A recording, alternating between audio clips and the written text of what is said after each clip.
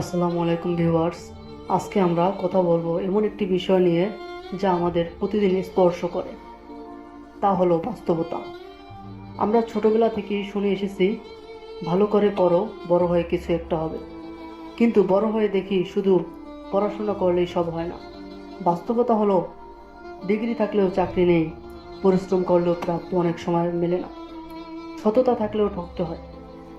অনেক সময় স্বপ্নগুলো হারিয়ে যায় বাস্তবতার ধাক্কায়।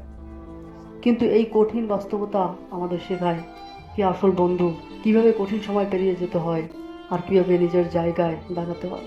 বাস্তবতা কখনো খুব কঠিন, কিন্তু এটাকে ভয় নয়, বোঝার চেষ্টা করলেই আমরা নিজেদের জীবন গড়তে পারি। শেষে বলবো, স্বপ্ন দেখো ঠিকই, তবে বাস্তবতার মাটিতে পা রেখে এগিয়ে চলো।